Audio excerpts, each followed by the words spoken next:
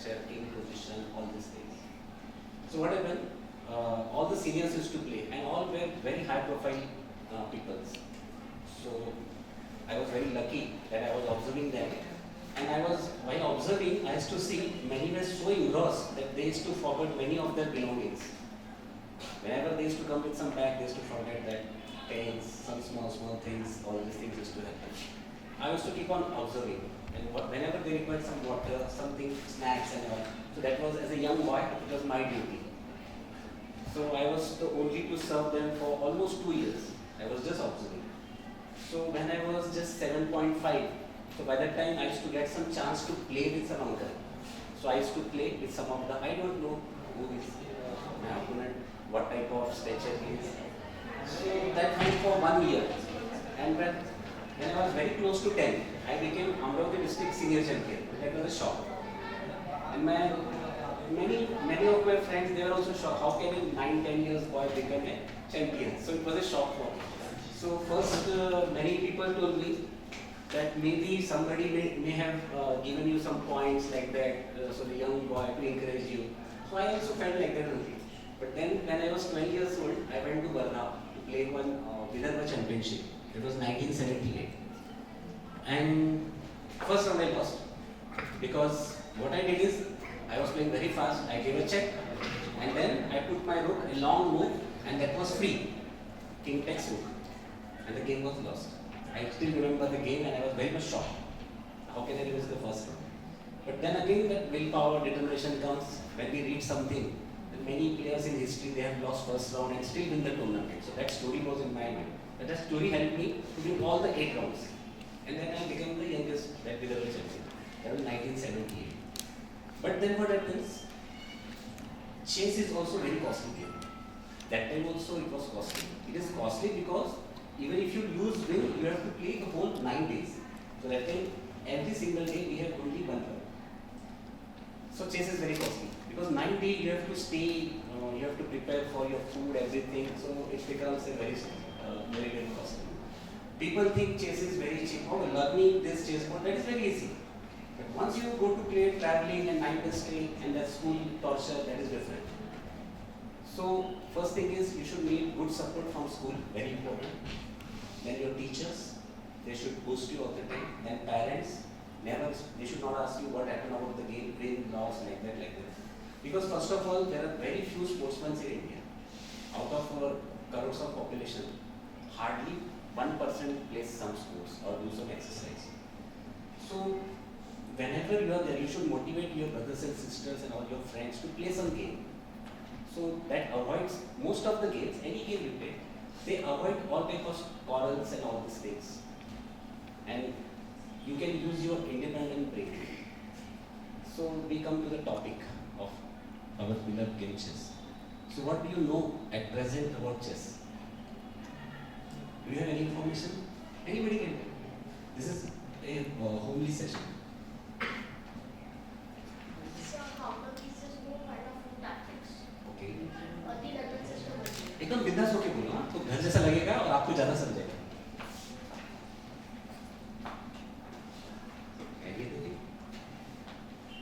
Okay, then I will start.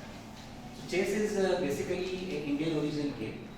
It started in India only, and that time Nepal, Sri Lanka, we were one only, and maybe the culture and everything was here only, Asian. So we started here, and the story comes from Davna's wife, Mandodari. We have a village in Rajasthan, Mandori, and then we have in Rajasthan a district, Mandsaur. So most of the people from that village, they migrated to. So he taught this story. He gave it something we have to give to the daughter. So chess was given. One game is there, Sukhi, that was given. 3 games were there. So chess was one of the most scientific. And you can observe, we have elephant. Hathi है ना? Hathi. तो हाथी के बारे में क्या जानते हैं? So they have taken all the vegetarian animals, all are veg. Elephant के बारे में कुछ पता है? Elephant is almost one of the most powerful animal on our planet. पता है ना हाथी के बारे में? तो हाथी का वजन कितना है पता है? 5000 किलो. कितना? 5000 किलो. मैंने ट्रक जैसा. अच्छा. फिर पानी कितना पीता है पता है आपको? 100 लीटर वाटर। तो इसका मतलब आपको एक इंडिकेशन है इस गेम से कि your health must be very good. यदि आपकी हेल्थ अच्छी नहीं है तो आप कोई भी स्पोर्ट्स चेस ही नहीं, कोई भी काम अच्छे से नहीं कर सकते। और इंडियंस को जो भी मेडल नहीं मिलता है उसका मेन कारण क्या है मालूम है? हम एलिफेंट जैसा खाना नहीं खाते, एलिफेंट जैसा पानी नहीं पीते। तो ये सब आपने अभी सीखना चाहिए। यदि आप अभी नहीं खाओगे तो आप 150 साल जियोगे नहीं। हाथी कितने साल जीता है मालूम? 75 ईयर्स। 5000 किलो का वेट लेके, और उसको इतना फिट रहना पड़ता है। जब उसका काफ बॉर्न होता है ना, वो हाफ एन आवर में he is active, within half an hour, because he doesn't have time. उसके पास टाइम ही नहीं है कि घर बैठ के कोई आएगा फिर महंगे में जाएगा, ये सब का टाइम नहीं उसके पास। सो फर्स्ट थिंग लिख लो, your diet like a elephant. आपका फिजिकल अपीयरेंस इतना स्ट्रांग होना चाहिए कि आपको देखते ही लोग डरना चाहिए। So got it? आप में ऐसा दिखना चाहिए और इतना एक्टिव रहना चाहिए कि आपको देखते ही कोई डर जाए, झगड़ा करेगा ही नहीं। आपने को पता है कि king of the jungle is called lion की हिम्मत होती क्या हाथी के सामने कुछ करने की? कुछ नहीं होती। वो देख के 4 भी रहे तो भाग जाता है। ये हो गया हाथी का। फिर हाथी का क्या रहता है? उसका मेन थिंग उसकी ट्रंक रहती है।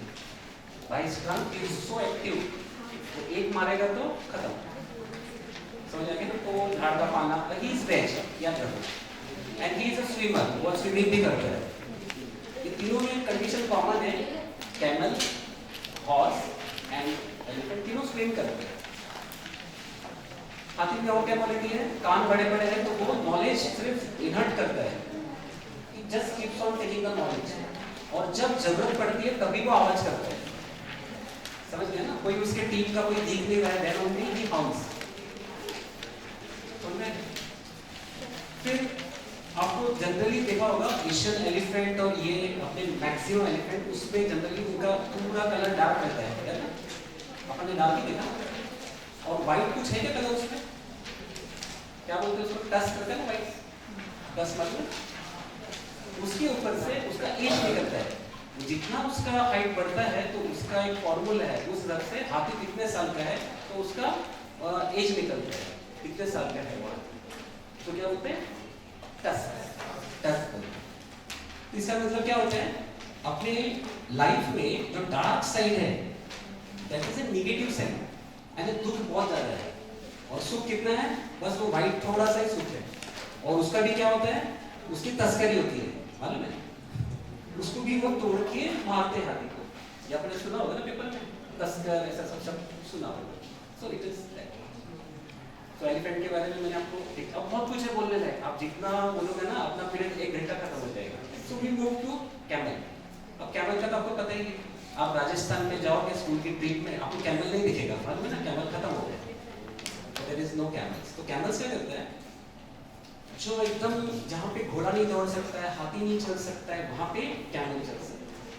आपको पानी के बारे में पता है तो कितना उसका रेजिस्टेंस पावर जाता है कैमल का, पता है ना? और उसका स्किन कैसा रहता है? दोनों कोई भी क्लाइमेटिक कंडीशन में एडजस्ट होता है। धूप रहा तो भी प्रॉब्लम नहीं है, ठंड रहा तो भी प्रॉब्लम नहीं है। सो ये सब आपने आपके लिए वो सीखने के लिए, हर चीज से आपको सीखना है। ऐसे तो बहुत सारे पक्षी और एनिमल्स से, पर अपने चेस में खास करके 3 लोग, यानी रेजिस्टेंस, कितना भी चल सकता है। जहाँ घोड़ा भी थक जाएगा ना, इतना सामान लेके वो अकेला चल जाएगा, माइल्स और माइल्स चलेगा। और पानी तो आपको पता है, महीना महीना भी वो रह सकता है बिना पानी के। तो बेशक अपने इसमें 2 दिए उन्होंने, यानी वो नाइट में भी कंडीशन को कोप करता है और दिन में भी कोप करता है। समझ में आ गया आपको? चेस प्लेयर जो भी रहते हैं अंडर 25 तक, आपका जो मेमोरी रहता है दैट इज वेरी गुड। तो जो भी अचीव करना है 25 साल के पहले ही, एजुकेशन लो, चेस के any GM title, because of laptop ये सब पॉसिबल है। ये 20 के पहले पॉसिबल है, because your brain is very sharp और ताकत बढ़ते रहती है, हाइट बढ़ते रहती है। मेन प्रॉब्लम क्या होता है? अपने इंडियन लोग खाना नहीं खाते टाइम पे, सवेरे उठते से ही खाना चाहिए, ड्राई फ्रूट्स, दूध, ये सब खा लेना चाहिए।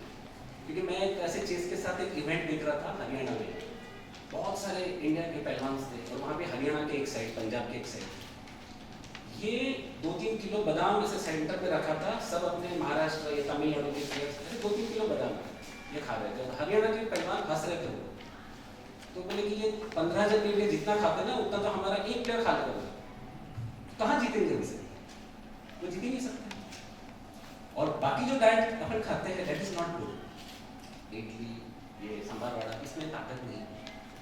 तो आपने क्या खाना चाहिए, फ्रूट्स थोड़ा सा ही खाओ, जो भी फ्रूट्स, ड्राई फ्रूट्स, दूध, ये सब खाना चाहिए। ये खाने से क्या होता है, तुम्हारा हाइट जो है इंडियंस का कम है बिकॉज ऑफ योर डाइट। हम 5.5 पे ही रुके हुए, आप डाइट ठीक से लो, आपका हाइट भी बराबर 5-10, 5-11 तक जाएगा। समझ में आ गया?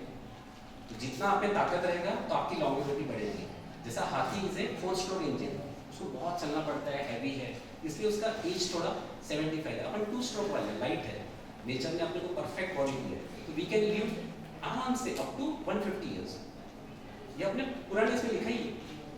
पर क्या होता है, because of many other factors, वो चीज़ में अपने को दिख में आएगा, बिकॉज ऑफ अवर नेचर हम कुछ तो भी गलत सोचते हैं, गलत खाते हैं, टाइम पे सोते नहीं, ये सब चीज़ों की वजह से क्या होता है, हमारा जो लाइफ स्पैन है 5-5 साल कम होते हम अभी तो 80-90 तक ही आ गए। कुछ भी थोड़ा सा वहाँ के पट से मेडिसिन भी होते हैं, अच्छा खाना खाएंगे, अच्छे खाने की जगह हम दूसरा कुछ प्रीफर करते हैं।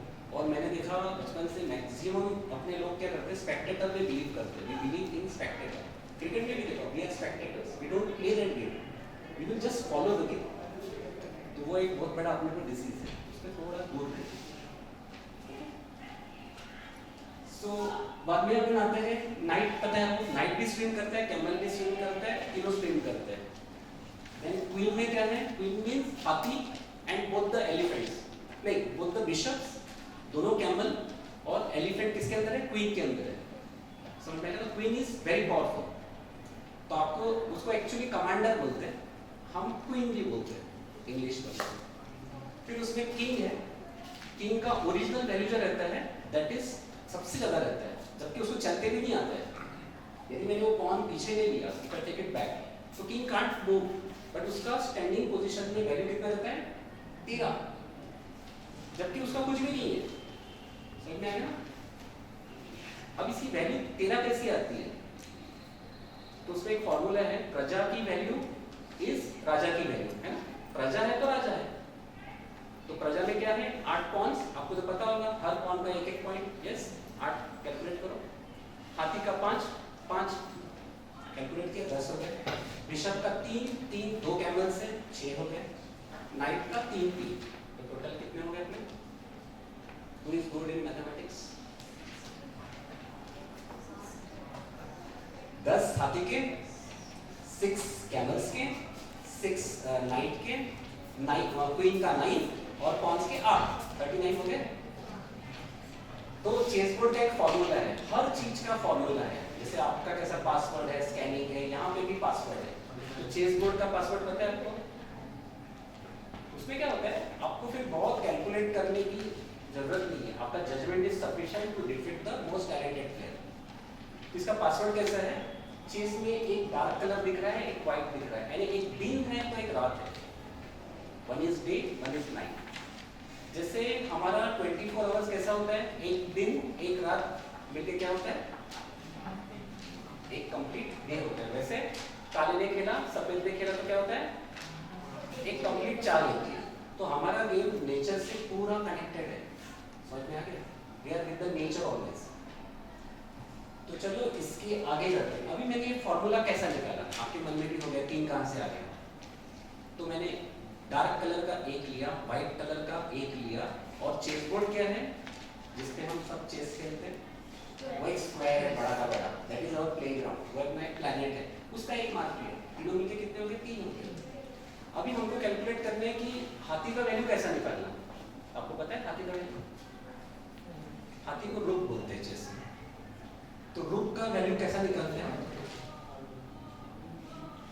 हाथी कैसा चलता है, स्ट्रेट, तो कितने करोगे, 8, और ऐसा 8, पर एक कलर में क्या होता है, दो बार क्रॉस आता है, तो वो 16 नहीं गिनते, हम उसको मैथमेटिकली 15 गिनते हैं, यस ना, 2 बार क्रॉस होता है, डिवाइडेड बाय 3 अपना पासवर्ड है, तो कितना हो गया तो 5 उसका वैल्यू। तो आपको समझ में आ गया, कोई भी चीज का उसका क्या बोलते हैं करंट, उसका कितना जगह वो कंट्रोल कर रहा है, तो उसके हिसाब से डिवाइड करके उसका वैल्यू निकालते हैं। ये चालू गेम में यानी प्रेजेंट में उसकी ताकत इतनी है, गलत जगह जाएगा तो उसकी वैल्यू कम हो जाएगी। जैसे हम नहीं क्या स्कूल में पास हो गए तो अगले क्लास में वैल्यू बढ़ता है, फेल हो गए तो वहीं रखते हैं अपने को, है ना। ज्यादा ही फेल हो गए तो प्रिंसिपल बोलते चले जाओ दूसरा कुछ करो, ऐसे ही होता है ना। ठीक है, तो ये थोड़ा याद रखना चाहिए इसमें। अभी मेन थिंग इज व्हाइट पहले क्यों खेलता है, एनीबॉडी? ये 2007 में मेरी फ्रेंड को मैंने पूछा था, क्योंकि वो सेकंड टाइम वर्ल्ड चैंपियन बन गया था विश्वनाथ आनंद, तो उनके मैं गया था, ऐसे ही हम 1 घंटा ऐसे बात कर रहे थे। मैंने कहा Anand you have become world champion for the second time, but ये व्हाइट पहले क्यों खेलता है, ये कुछ मुझे पता नहीं है, तो कुछ बोलेगा इसके बारे में? तो फिर क्या जवाब मिला इसमें कि चेस प्लेयर्स को है ये ग्रुप में जो टूर्नामेंट खेलते हैं, ऐसे कोई है? एक ही खेलते हैं, ओके। अजून कोई खेलता है? तो क्यों खेलता है राइट पे?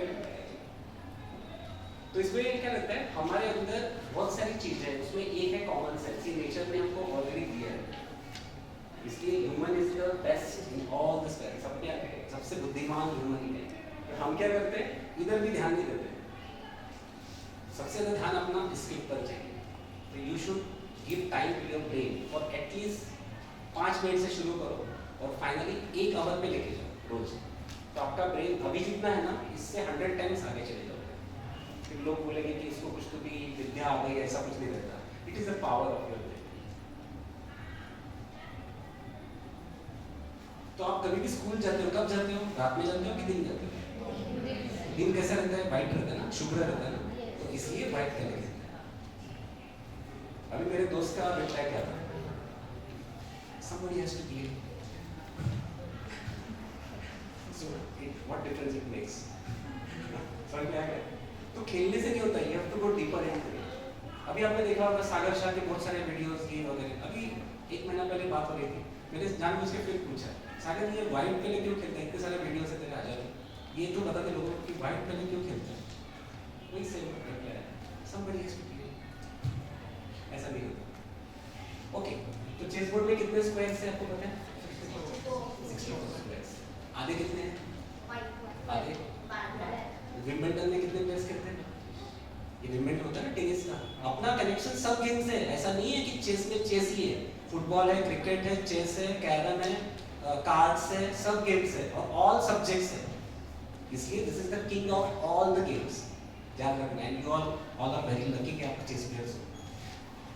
किसी को पता नहीं है, जितने भी लोग क्रिकेट खेलते हैं ना, सचिन खेलता है, ये खेलता है, इनके बेटे चेस ही खेलते हैं। कोई भी ले लो, एक्टर्स वगैरह, बॉम्बे में देखना, इनके घर अपना एक सादा कोच जाता है पढ़ाने के लिए। समझ में आ गया? चेस में 1500 rating means it is almost like passing 12th standard. 2000 rating means it is just like graduation. समझ में आ गया? उसके ऊपर फिर PhD वगैरह से चल रहा है। Okay? Even a boy of 1500 rating, Bombay में, he doesn't require any job. समझ में आ गया? कितनी पावर है? ये बड़े-बड़े लोगों के यहाँ 1500 रेटिंग वाले बच्चे जाते हैं, 17-18 साल के, 3-4 लाख रुपए महीना कमा के लाते हैं। ये मैं देखता हूँ, जब उनको कुछ नहीं पता लगा, बट रेटिंग है 1500। So चलो, we move. तो विंबलडन में कितने प्लेयर्स खेलते हैं? आपको तो विंबलडन टेनिस अच्छा लगता होगा, देखते हो क्या? जोकोविच का नाम सुना होगा, फेडरर सुना है ना? कभी देखा नहीं उसमें कितने प्लेयर्स खेलते हैं? 64 प्लेयर्स। क्यों खेलते हैं? Mean that can be divided by 2 again and again, 32। ऐसा करते करते करते एक आता है चैंपियन का सेंस। क्या नाम है इससे? ठीक है, तो हमारे गेम में सारे गेम्स, सारे सब्जेक्ट, आप सिर्फ नाम लो, वो चेस में है। हमारे गेम में जैसे लॉन्ग मूव्स होती है ना, उसको बोलते हैं लॉन्ग पास, शॉर्ट पास, वेरी शॉर्ट पास, ये सब चेस में। Back foot, front foot, block, जैसे वॉलीबॉल में ब्लॉक करते हैं, टीटी में ब्लॉक करते हैं, ये सारी चीजें, इसलिए आपने सब गेम खेल, आप जब आपने खेलना चाहिए तब उसका फिर इंटरप्रिटेशन आप इसमें कर सकते हैं। अदरवाइज ये समझना मुश्किल है। तो समझ में आ गया 64 स्क्वायर्स। अभी ये 64 स्क्वायर्स में हिडन कितने स्क्वायर्स है पता है आपको? 64 तो परफेक्ट पता है, हिडन कितने? जैसे 8 into 8, 7 into 7, 6 into 6, समझ में आ गया? 5 into 5, 4 into 4, 3 into 3, 2 into 2, 1 into 1, finally 1। तो ऐसा आप गिन के देखो कितना है, आपको समझ रहे ना? कोई डिफिकल्ट तो नहीं है चेस। चेस में नॉलेज कितना लगता है? 1 to 3 up to 8 and ABCD up to H, इतना ही लगता है। आपको तो बहुत ज्यादा नहीं लगता है। We just want basic चीज of everything। एकदम सिंपल सिंपल चीज। तो देखो 8 into 8 करो, 7 into 7, 6 into, और ऐसा करके उसकी टोटल ले लो कितना आता है देखो।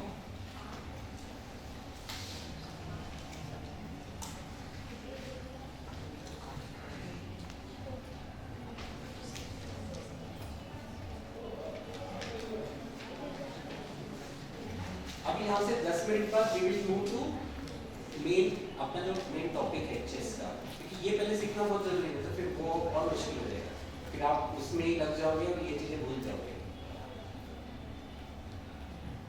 क्योंकि वो बहुत इजी है, that is not that difficult.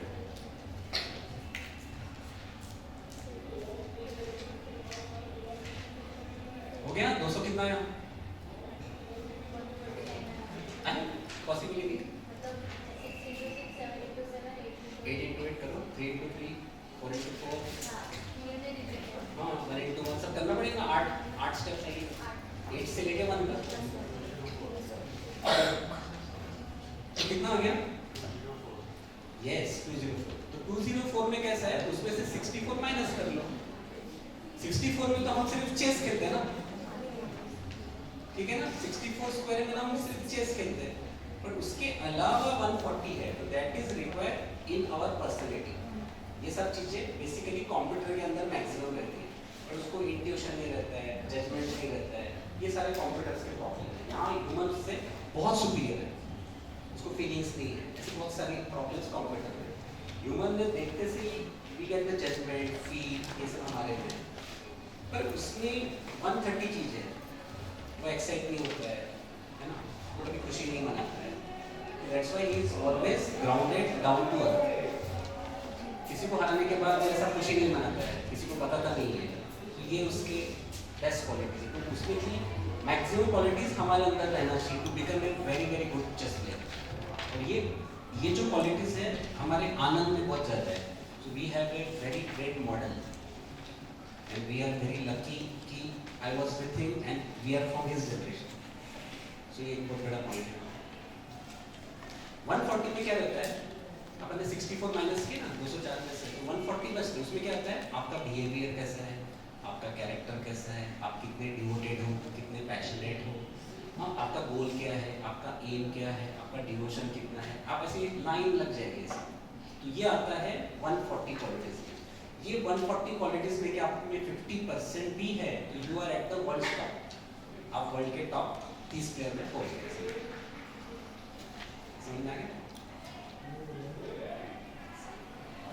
इसमें बहुत कुछ आता है, आपका time management, how you wear, कैसे आप पेश आते हो लोगों के साथ, ये सब, तो अनेक चीजें इसमें। तो ये 140 आपका करेक्ट होना चाहिए। इसको ही बोलते हैं संस्कार, संस्कृति, ये इसमें आता है। ये जो है निभाना पड़ता है। तो अपोनेंट के साथ उसने चाल खेला और क्लॉक प्रेस करना भूल गया और आप बैठे रहे 2-2 घंटा, उसका फ्लैग गिरने दे रहे और फिर जीत रहे, तो कहते देखिए वो बराबर। ये सब समझना चाहिए, उसको पता देना चाहिए कि वो क्लॉक प्रेस है। तो आपको पहले ये डेवलप करना है। जब आप ये डेवलप करोगे ना, तो फिर वो जो लक वगैरह जो बोलते हैं वो सब आपकी तरफ से ही आता है। तो लोग बोलते हैं कि ये बहुत लकी है। लकी क्यों है? बिकॉज उसके पास इतनी सारी क्वालिटीज है। देन ये 204 में जो 4 है ना शॉर्टकट है, जो 4 है आखिरी के बचे 200 में और एक 4 है ना, that is very important, it is a shortcut. उसमें क्या रहता है, ये बुक में लिख लो A1 to उधर H1, H8 to A8 और A8 to A1, ये अपना सबसे बड़ा स्क्वायर, ये चेस पे का सबसे बड़ा स्क्वायर। सेकंड आप बता दो, उससे थोड़ा छोटा कौन सा है? So let me start from here. B2. B2 से G2. G2 से G7. G7 से B7. B7 से B2. तो ये सेकंड गियर. जैसे गाड़ी में रहते 4 गियर, तो हमारे में भी ये 4 गियर बहुत काम किया. और तीसरा C3, F3, F6, this and this. This is a third gear. और एक रहता है सबसे टॉप का, थोड़ा छोटा रहता है सबसे. ये 4 गियर्स याद रखना. दिस इज ए चेस का शॉर्टकट. अभी हम आते हैं कि इसके ये जो बेस में ये सब इन्होंने सब दिए हैं. हाथी, उधर भी हाथी दिया है, बीच में भी यहाँ की. इनके कलर देख लो. ये कौन से कलर में? ये ब्लैक, व्हाइट कलर. ये व्हाइट का किंग का कलर नीचे डार्क कलर है ना, ब्लैक में. तो वो क्या इंडिकेट कर रहा है? उसके प्रजा को इंडिकेट कर रहा है कि हमारा जो युद्ध है किससे है? ब्लैक वालों से. और उनका किंग क्या कर रहा है इंडिकेट? यस. सो मैंने आपको शॉर्टकट में रफली मैंने आपको पूरा कवर कर लिया है ऑलमोस्ट 70-80%. थोड़ा रह गया होगा तो फिर मेरे मुंह से निकल ही जाएगा. अभी ये जो है, this is called a border. Her game में देखा एक बॉर्डर रहता है. एक ऐसी लाइन होती है ना, बीच में बैडमिंटन खेलते हैं, बीच में ऐसा एक हाफ लाइन बोलते हैं, या कबड्डी में क्रॉस लाइन बोलते हैं. तो वैसा चेस में भी हमारा एक क्रॉस लाइन है. So this is that mid area. Okay, तो ये एरिया याद रखना. हमारा गेम क्या रहता है, जब भी हम क्रॉस कुछ करते नहीं है तब तक हार जीत होती नहीं है. जब आप क्रॉस करोगे तभी हारोगे या जीतोगे. दोनों यदि क्रॉस नहीं करेंगे तो फिर वो गेम में रिजल्ट नहीं निकलेगा. somebody has to cross. और आपका क्रॉस क्या होता है? ऑटोमेटिक होता है, तो आपको पता भी नहीं चलेगा. ये जो अपना बॉर्डर है, this is called the border. Border कहां से कहां तक रहता है? A4 to H4. This is the border. और बॉर्डर में सबसे वाइट का important square is E4. E4 is वो उसका एकदम हार्ट है. वो पॉइंट यदि ब्लैक ने उसके ऊपर प्रेशर लाया तो आपका गेम ड्रॉ या तो यू में लूज.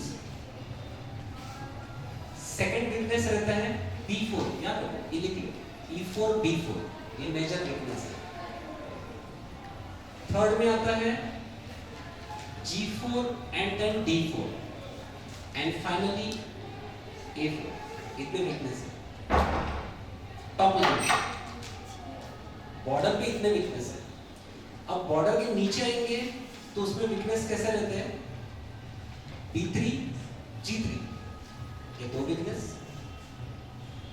जहां पे भी सिंगल कंट्रोल रहेगा, अभी को बोर्ड पीसेस निकाल के बताना पड़ेगा. जहां पे भी एक ही कंट्रोल रहेगा, may be C3 is also a weakness. और एक है एक E3 वीकनेस. तो नीचे में 4 weakness, B3 G3 C3 E3, इतने वीकनेस. और उसके नीचे आओगे तो F2 स्क्वायर C2 स्क्वायर. ठीक है, तो ये अपने इतने ये चेस में के वीकनेसेस हो गए. फिर आता है घोड़ों का. ये जो जीवन वाला नाइट है ना, तो इसका जो एनिमी है इधर वाला है, उधर वाला नहीं है. उसका कलर देखो, colour colour colour is very important. और ये जो नाइट है इसका एनिमी कौन रहेगा? कौन सा नाइट रहेगा? वो वाला रहेगा. यस, तो आपको समझ में आ गया.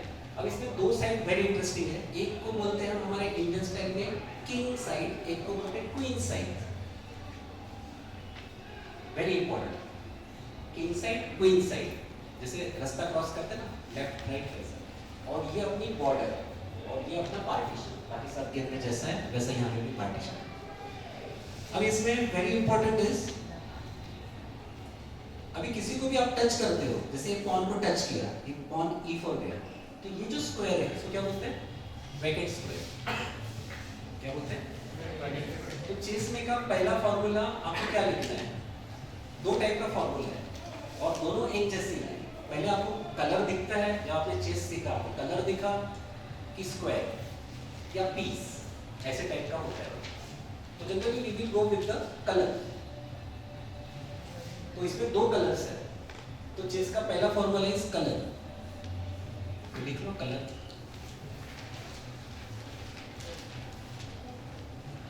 फॉर्मूलेज में दो फॉर्मूलेज आते हैं. एक जो मैंने 140 वाले बताए, that formulas are different. That is related to your personality. आपकी पर्सनालिटी कैसे है, तो उसमें सबसे रहता है कि अपने ब्रेन से अपन खेलते हैं ना, कि हाथ उसका एक जरिया है. ब्रेन जब उस इंडिकेशन देता है तो अपना हाथ चलता है ना। तो इसलिए सबसे मेन आता है तुम्हारा ऑब्जर्वेशन था करके आपने चेस सीखा है ना। तो वो फॉर्मूले डिफरेंट है और चेस खेलने के फॉर्मूले डिफरेंट है और दोनों बहुत इंपॉर्टेंट है। ओके, तो पहले हम गए कलर पे, फर्स्ट फॉर्मूला। कलर पे भी दो है, dark and light, white black. फिर हम आते हैं सेकंड फॉर्मूला में। सेकंड में आता है स्क्वायर। अभी स्क्वायर में कैसा है, इसको बोलते हैं ब्रैकेट स्क्वायर। ये खुद ने कंट्रोल कर लिया, ये ऑक्यूपाइड स्क्वायर, कंट्रोल स्क्वायर, ये सब आते हैं उसमें। वो लगता है इजी स्क्वायर, पर स्क्वायर में बहुत सारे प्रकार है। फिर हम आते हैं थर्ड फॉर्मूला में। थर्ड में आता है when to exchange, when not to exchange। जैसा मैं थोड़ा खेल के बता दूं।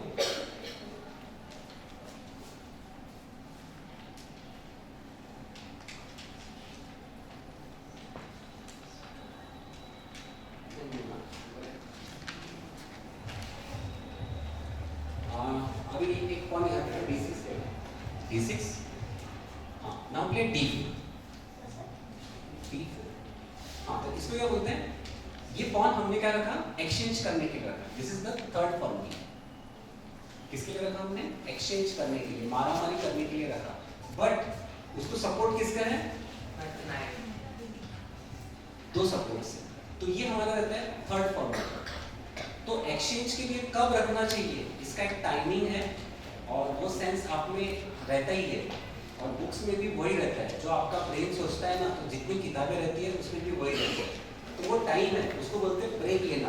बाकी गेम में रहते हैं ना ब्रेक, कहीं तो भी आपको कैरम में भी ब्रेक लेना पड़ता है, क्लियर करना पड़ता है। तो वो बाकी पीसेस को, ये बिशप नाइट, इनको ये जो स्क्वायर है D2 नाइट के लिए घुमाने के लिए, तो इसको ब्रैकेट करने के लिए ये स्क्वायर चाहिए, ओपन अप कर, पिन को ओपन करने के लिए।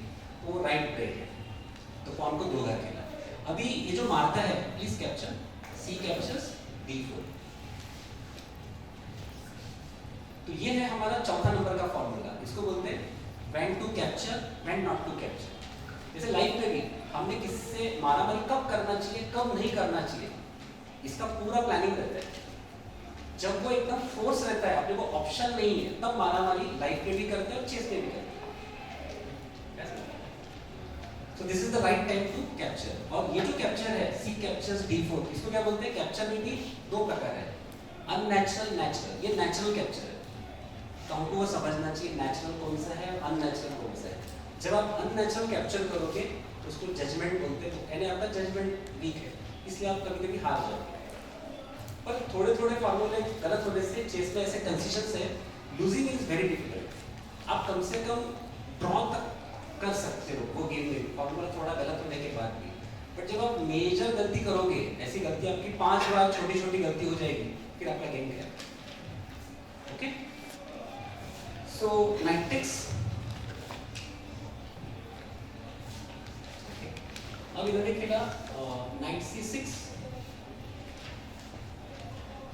अभी ये जो नाइट C6 से आया, ये किसके बेस पे आया हमें, उसको सपोर्ट किसका है, पॉन का सपोर्ट है ना। यानी ये नाइट से मारता है तो उसके पीछे कौन है, पॉन का सपोर्ट। इसलिए लाइफ में ये पांचवा फॉर्मूला बहुत इंपॉर्टेंट है, सपोर्ट अनसपोर्ट नहीं है। आप बैठे हो तो चेयर पे बैठे हो ना, तो आपको सपोर्ट है, चेयर निकाल दिया तो क्या हो जाएगा, चेयर निकाल दिया तो आप गिर जाओगे। तो इसलिए लाइफ में आपको और किसका सपोर्ट है, स्कूल का सपोर्ट है, और किसका है, पेरेंट का सपोर्ट है, किसी को और किसी का। तो सपोर्ट इज वेरी इंपॉर्टेंट, क्या है, but support must be limited. Human support रहना अच्छा नहीं है। समझ लिख रहे हो, सपोर्ट मस्ट बी लिमिटेड, बहुत ज्यादा नहीं। और चेस में सबसे अच्छा सपोर्ट किसका रहता है, पॉन का। उसके बाद जो भी लाइट रहेगा, छोटे लोग रहेंगे, उनका सपोर्ट बेटर। बड़े आदमी को क्या रहता है, बहुत काम रहते हैं, तो उसका सपोर्ट उतना काम का नहीं रहता है। उनको बहुत काम रहता है, क्वीन को, किंग को, तो उसका सपोर्ट इतना अच्छा नहीं रहता। तो चलो वी मूव टू सपोर्ट हो गया। अभी सपोर्ट अनसपोर्ट के बाद फिर एक फॉर्मूला आता है, when to cross the border. अभी ये जो बॉर्डर है, इससे आगे कब जाना और कब नहीं जाना वो समझना चाहिए। When to cross the border। जैसे होता है ना अपने कंट्री के आजू बाजू के बॉर्डर कब क्रॉस करना कब क्रॉस नहीं करना, वो हमको समझना चाहिए, उसका टाइमिंग रहता है, when to cross when not to cross। उसके बाद के फॉर्मूले आते हैं, अभी कौन से हो गए, when to exchange वो भी हो गया, when to keep for exchange वो भी हो गया। अभी रहता है कैसल किधर करना चाहिए, शॉर्ट और लॉन्ग।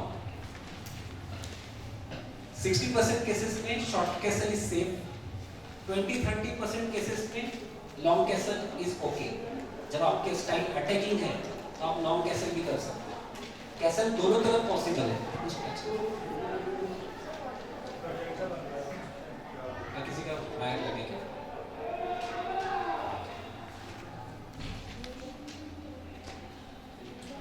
नहीं, इधर से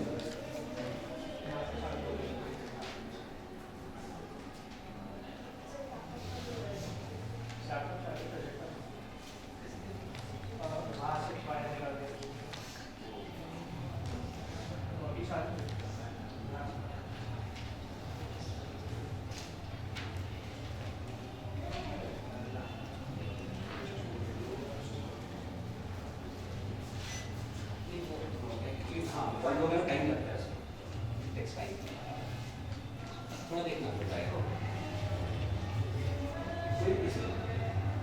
ये जो मूव खेला ना, इसको crossing the border, border cross कर ले, ठीक है।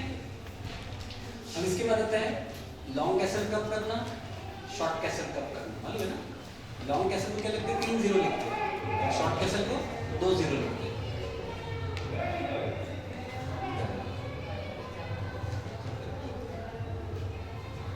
उसके बाद आता है कब चेक देना कब नहीं देना, when to give check when not to give check। अभी पॉन्स का रोल कैसा है, पॉन्स का कैसा रहता है, आपने देखा होगा बचपन में हमको पहले टीथ्स आते हैं ना, फिर बाद में वो टीथ सब गिर जाते हैं, फिर आते हैं ना पूरे टीथ। तो चेस में वैसे ही है, अपने पास कितने हैं, 8 पॉन्स है। तो 8 पॉन्स में क्या होता है, सभी पॉन क्वीन नहीं बनते। जैसे आपके क्लास में सभी बच्चे एकदम फर्स्ट नहीं आएंगे हर सब्जेक्ट में, अलग अलग बच्चा आता है, या एक ही बच्चा कभी कभी कोई भी क्लास का एक ही आएगा, एकदम एक साथ 10 जन फर्स्ट नहीं आते। वैसे चेस में 8 पॉन्स पे का सभी पॉन क्वीन नहीं होते, उसके लिए बहुत स्किल लगता है, तो एक आधा पॉन ही जनरली क्वीन होता है। कभी कभी रेयर केस में 2 होते हैं, पर उसमें गेम जीत ही जाता है, 2 क्वीन होंगे तो जीत ही जाता है। तो इसमें क्या होता है, जैसे आपके 7 पॉन्स चले गए और एक पॉन आपका क्वीन हो गया, तो क्या होता है, आपके सारे 3 वापस मिल जाते हैं। वैसे 8 पॉन की वैल्यू कितनी है, 8 पॉइंट। एक पॉन क्वीन हो गया तो क्या होता है, आपको एकदम 9 मिल गए। ऐसा समझा कि नहीं, गॉट इट, समझा। पॉन जब एंड में जाके क्वीन होगा तो ये उसके साथ भाई बनने के बाद में वो एक ही सबके बराबर हो जाता है, उससे बेटर सेम लाइक ऑफ सब टूटने के बाद जैसे वापस नहीं होते, वहां पे भी वो क्वीन करने के बाद सब वापस आते हैं। तो चलो अपन अभी गेम देखते हैं। तो मैंने बेसिक में आपको पूरा बता दिया, अब मैं आपको लेके चलता हूँ जो चेस में का टेक्निकली एक बहुत अच्छा वर्ल्ड चैंपियन, उनका नाम था Garry Kasparov. He was born in 1963, 13 April 1963, and he was 13th world champion, one of the greatest world champion Garry Kasparov. अभी भी उनको वर्ल्ड नंबर 1 मानते हैं एज पर उसका परफॉर्मेंस, इतने साल consistency. He took retirement from chess at the age of 43। Okay, तो चलो पीछे ले लो इसको, पीछे लैपटॉप सीधा कर दो थोड़ा सा, ठीक है। तो मैं आपको उनका एक गेम दिखाता हूँ। ये गेम शायद 1981 में हुआ था, मे बी तिबिलिसी, तब यूएसएसआर था। यूएसएसआर में क्या थे, सारे कंट्रीज उनके अंडर में थे। यार जितने भी आप नाम देख रहे हो ना, ये उज्बेकिस्तान, कजाकिस्तान, तुर्कमेनिस्तान, ये सारे उनके अंडर में थे। तब उनका नाम था USSR, Soviet Republic of Soviet Russia. अभी रशिया थोड़ा अलग हो गया, थोड़ी सी कंट्री उनके अंडर में है, सबको उन्होंने अलग कर दिया। सो कास्परोव वाइट है इसमें, सो ही स्टार्ट विद D4। अभी दुनिया में दो तरह के झगड़े हैं, एक है E4, एक ब्लॉक। उस समय क्या था, उसको बोलते थे कोल्ड वॉर, आपने सुना होगा ना कोल्ड वॉर क्या है। तो कोल्ड वॉर के समय में जो भी यूरोपियन ये सब अमेरिकन वो कहते थे E4 और रशियंस कहते थे D4। इसका कारण क्या था रशियन का, कि you should be always supported, ये देखो क्वीन का सपोर्ट है ऐसा, तो वो जाते थे फॉर्मूला नंबर 5 से डायरेक्टली, सपोर्ट अनसपोर्ट। आपको समझ में सपोर्ट, इसका सपोर्ट है ना। और E4 के लिए तो क्या होता है, ग्राउंड सपोर्ट नहीं है, यानी आपको उसमें इमेजिनेशन ये सब, यानी इमेजिनेटिव प्ले बोलते हैं उसको, जिसमें आपको भी पता नहीं है क्या होने वाला है। और ये कैसा है, पहले से you know at least you can't loose.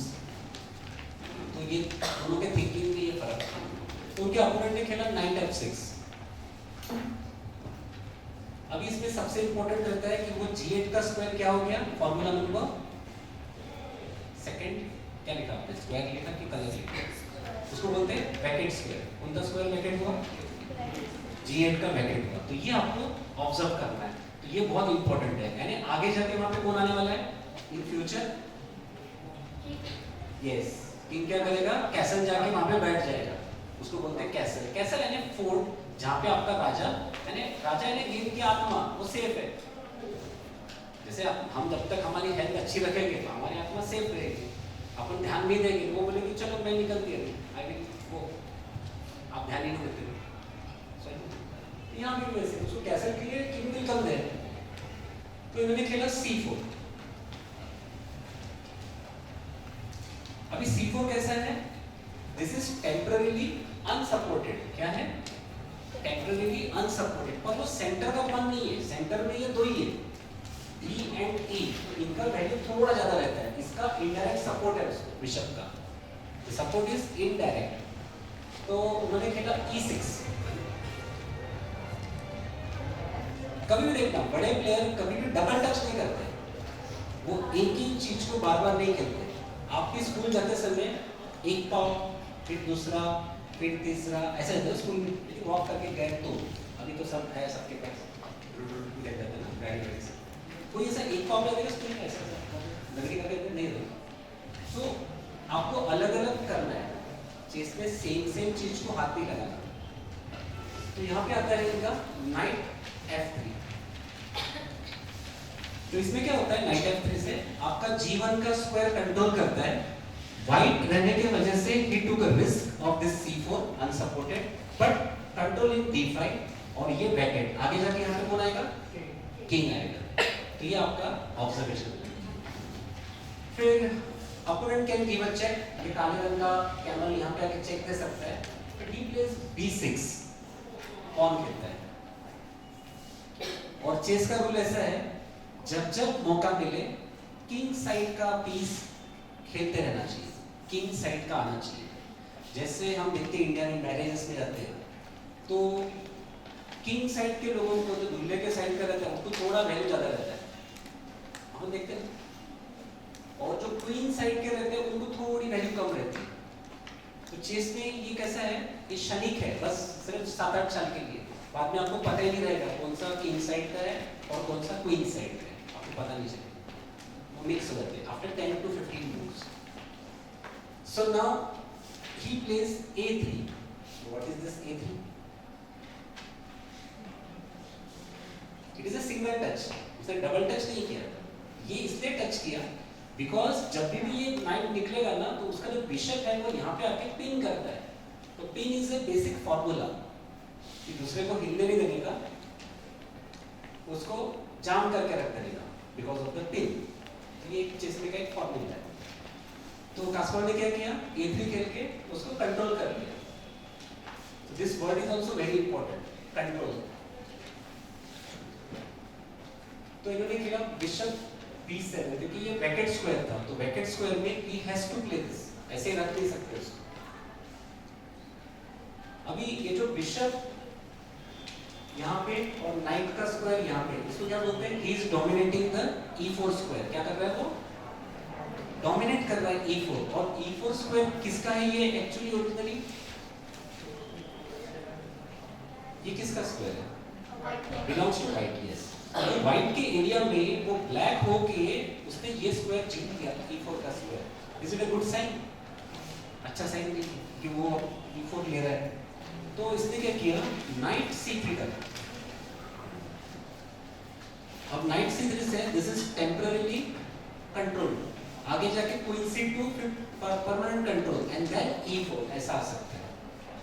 तो यहाँ पे after nc3 he can play bishop e7 और कैसल कर सकता है, बट इन्होंने क्या किया, night e4, mistake, night e4। बहुत सारी बुक्स है उसमें क्या होता है 75% चीजें गलत रहती है, नॉट ओनली इन चेस, सभी जगह 50% गलती रहती है उसमें। और हम क्या करते हैं, ऐसा वो बुक के हिसाब से पूरा कॉन्सेप्ट ठहरा लेते हैं कि हाँ ये ऐसे ही होता है, एक्चुअली वो 50% गलत रहता है, क्योंकि हर एक का लाइफस्टाइल, हर एक का क्लाइमेट, फूड हैबिट्स सब डिफरेंट रहते हैं ना। तो जो इनको लागू होता है मुझे लागू नहीं होता है। कभी किसी को देखते हैं हम लाइफ में, किसी को भिंडी की सब्जी अच्छी लगती है, किसी को बटाटे की अच्छी लगती है ना। तो सबका नेचर अलग अलग रहता है ना, सबका सोने का टाइम भी थोड़ा डिफर करता है इधर उधर। तो वैसा ही चेस में है। तो यहाँ पे क्या होता है, ये बुक में इन्होंने पढ़ा था कि नाइट e4 एक थ्योरी बोलते हैं उसको, and that theory is basically wrong theory. कितने बार टच किया ओपनिंग में नाइट को, डबल टच हो गया, is it good?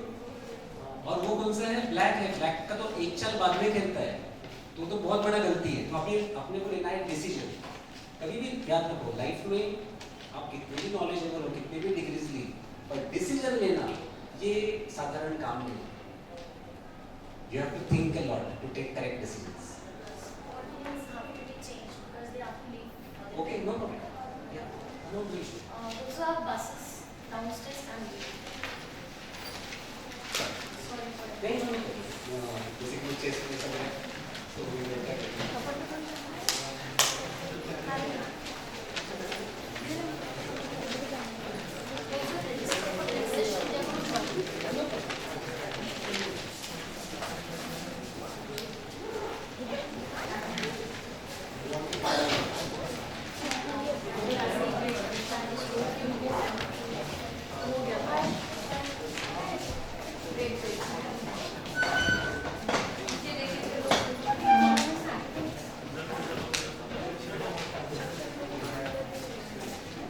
You want to continue?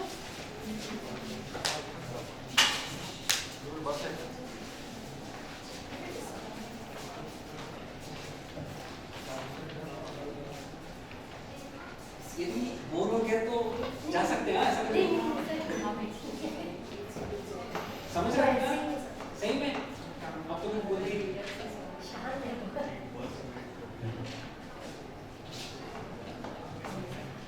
You are waiting. हाँ चलो, तो ये नाइट कितने बार दो हुआ, ये दो बार। तो फिर व्हाइट ने क्या डिसीजन लेना चाहिए और उसको पनिश कैसा करना?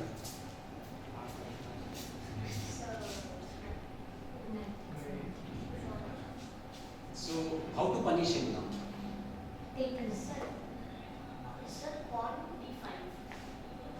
No, again you are committing a mistake. उसको क्या बोलते हैं, डबल टच। अपोनेंट ने गलती किया, आपने भी गलती किया। हाँ, Queen C2 is okay, okay. Any much harsher punishment? उससे भी थोड़ा और हार्श पनिशमेंट दे सकते हैं। खुद ब्लैक है, खुद का किंग साइड का नाइट है, किंग साइड के नाइट की वैल्यू अपोनेंट के क्वीन साइड के नाइट से वैल्यू से कम रहती है इन ओपनिंग।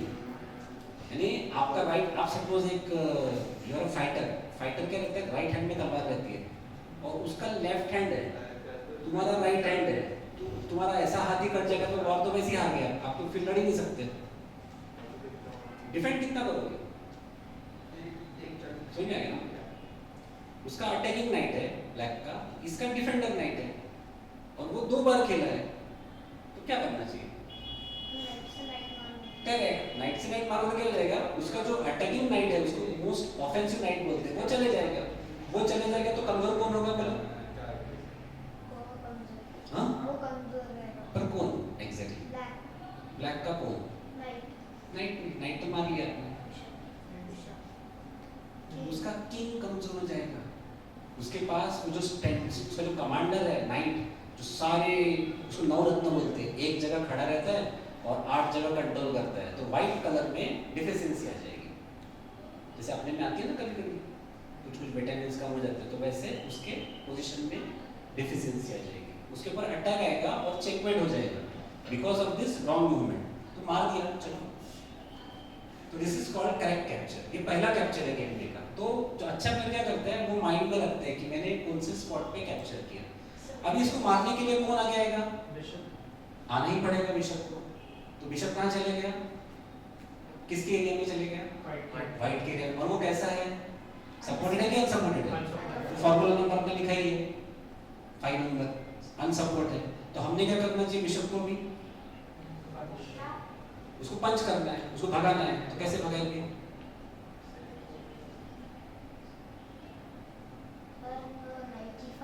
हाँ, उसमें क्या हो जाएगा? You are crossing the border. Rule क्या है? बेसिक एकदम स्टार्ट में बॉर्डर क्रॉस हमें नहीं करना चाहिए, है ना? ऐसे बहुत बार बोलते हैं ना, छोटे बच्चों ने बहुत एकदम बड़ी बड़ी बातें नहीं करना, तो पहले हम क्या करेंगे? अपने घर से अटैक करेंगे। तो हमारे पास है अपना घर, अटैक करेंगे। यस, हम हमारे घर से अटैक करेंगे। हम क्यों उसके एरिया में जाएंगे? तो उसको एक्स्ट्रा मूव मिल जाएगा। फिर अभी ही हैज टू डिसाइड f5 खेलना है, d5 खेलना है, सपोर्ट देना है कि भागना है। यदि उसको रन करना है तो he should go to the original square, that is d7। अब ये क्या करता है? जाता है g6 पे। नहीं, नाउ इट इज 92 हो गया। बिशप g6, ठीक है। अभी बेसिकली ये जो बिशप था, ये कहां से निकला? उसका रूट देखो आप,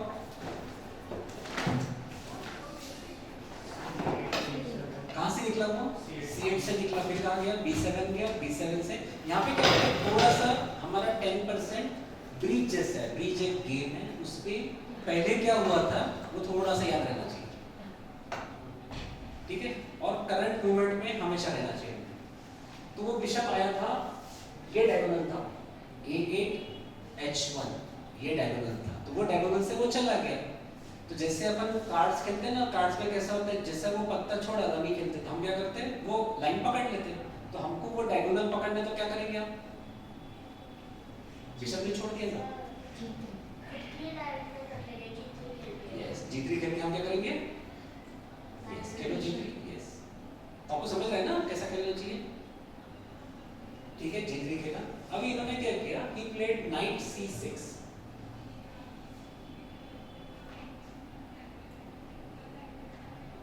क्या? knight c6, white to play। तो white ने क्या खेलना चाहिए? नहीं, देखो अब इसमें क्या करना है आपको? पहला चीज you have to control yourself. पहले कंट्रोल, पहले ऑब्जर्वेशन, कंट्रोल के ऊपर, फिर देखो जरा उधर अच्छे से, हाँ आराम से देखो। मैच में एकदम गड़बड़ नहीं करते। अभी क्या होता है, मैक्सिमम टाइम आप वो बुलेट, रैपिड, ये सब खेलते हो और आप क्या करते हैं? बिना सोचे खेल देते हैं। उसमें क्वेश्चन क्या पूछा नाइट ने? योर d4 पॉन इज क्या है? वो unsupported, so I am attacking. वो नाइट बोल रहा है आपको, if you don't support I will kill him, सीधा आपको बोल रहा है। और आप क्या कर रहे हैं? बिशप जी, सेंटर का पॉन ऐसा मरेगा तो उसका वैल्यू कितना रहता है? 2 पॉइंट का वैल्यू उसका, तो सेंटर का पॉइंट है। और वो बॉर्डर क्रॉस करते ही जब मारेगा घोड़ा, तो घोड़े का वैल्यू वहाँ पे 5 पॉइंट का हो जाएगा। वो फिर 2.5 पॉइंट का, 3 पॉइंट का घोड़ा नहीं है वो। You got it? समझ में आ गया? अब देखो बिशप g2 आपने खेला, समझो खेलो बिशप g2, देखो कैसे बच्चे हार जाते हैं। नाइट d4 मार दिया, know what you will do? Bishop into हाँ, बिशप into रूक मारो। वेरी गुड, मारा बिशप into रूक। अभी देखो मैं क्वीन से भी वो बिशप मार सकता हूँ। तुम्हारा जो बिशप था उसमें तुम्हारा बिशप बेटर था कि मेरा वो रूक बेटर था? कौन बेटर था दोनों में? रूक बेटर था ही नहीं। रूक को कितने मूवमेंट्स थे? दो के मूवमेंट थे, वो भी मेरी एरिया में। और बिशप का वैल्यू कितना था? 5 पॉइंट का था, उसका पूरा डायगोनल था, यानी अपनी area as well as opponent की एरिया। उधर d5, c6, b7, 8 तक वो बिशप था, इतना शार्प डायगोनल था उसका। आपने क्या किया? जो हाथी की वैल्यू एक पॉइंट की भी नहीं थी। हाथी का वैल्यू अच्छा कब रहता है, जब एंड गेम आता है 30 मूव्स के बाद वो उसको हाथी बोलते हैं। ठीक है, आपने मार दिया उधर, मैं नहीं मारता हूँ, एक मिनट जस्ट मत मारो। बिशप C2 खेलो, देखो क्या होता है। मारो ही मत, bishop C2 Khelo. Now what happened? Game resign. This is because of excitement. जो प्लेयर एक्साइटमेंट को कंट्रोल में लाता है और ही गिव्स 10 सेकेंड्स एक्स्ट्रा, तो वो प्लेयर 10 टाइम्स आगे निकल जाता है। Chess is all about winning position को भी कंट्रोल करना है, एंड तक विनिंग रखना है, और मन को भी कंट्रोल करना है। ठीक है, चलो पीछे चलो। बिशप F1, नाइट, तो क्या खेलना चाहिए नाइट C6 को? Yes, E3 correct. क्या? डबल टच, अभी तो मैंने बताया, समझ में आ गया ना? Double touch E3 correct. एक दो बार तो ऑलरेडी हमने टच किया, पर सेकंड टाइम क्या था, उसमें मीनिंग था, हमने E4 के बिशप को अटैक किया था, अभी जरूरत नहीं था। तो चलो E3 आ गया। अभी तक सिर्फ हमने एक ही चीज को डबल टच किया है, वो कौन था? F3 का नाइट। पर क्यों किया था? क्योंकि बिशप ने हमारे एरिया में आके बैठा था, इसलिए हमने उसको डबल टच किया, अभी तक बाकी नहीं किया। So he played here A6।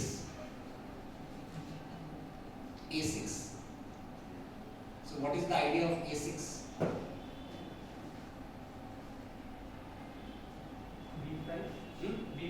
Yes, उसका आइडिया क्या है? B5 है। और कुछ नहीं, वो वेट कर रहा है। उसको क्या, उसके मन में क्या हो गया साइकोलॉजिकली, उसको लगता है कि ये BG2 खेलेगा ही। जैसे ही BG2 खेलेगा, he will play B5, ये उसका प्लान है। अभी अच्छा प्लेयर क्या करता है, उसके दोनों साइड्स देखता है, उसका राइट हैंड में परिस्थिति कैसी है, सब प्लेयर्स की लेफ्ट साइड में कैसी है, वो दोनों तरफ देखेगा। तो आपको दिखा होगा ये जो किंग साइड है, इधर की साइड ये थोड़ी अच्छी लग रही है, पॉन स्ट्रक्चर, बिशप एकदम अच्छा लग रहा है, पर इधर कुछ तो भी थोड़ा खराब लग रहा है। क्या खराब है? बिशप। यस, बिशप बहुत ही खराब है, यानी वो कहीं हिल नहीं सकता है। तो कॉमन सेंस क्या बोलता है, क्या खेलना चाहिए? हाँ, यस, B4 खेलना चाहिए। वेरी गुड, तो खेलो B4। Very good. तो chess is all about balancing both the sides, left side right side. तो इन्होंने खेला B5, तो डबल टच हो गया ना, B6 खेला और B5 खेला। इसका मतलब ये गेम ब्लैक हारेगा ही, दिस इज प्रूफ। अभी सिर्फ आपको वो एग्जीक्यूशन करना है, करेक्ट एग्जीक्यूशन करना है और जीतना है।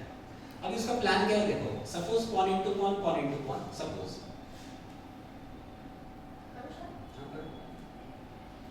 Pawn into pawn, suppose bishop into pawn, direct मर रहा है बिशप इनटू पॉन। तो इसमें एक प्रॉब्लम है, क्या प्रॉब्लम है देखो, black to play,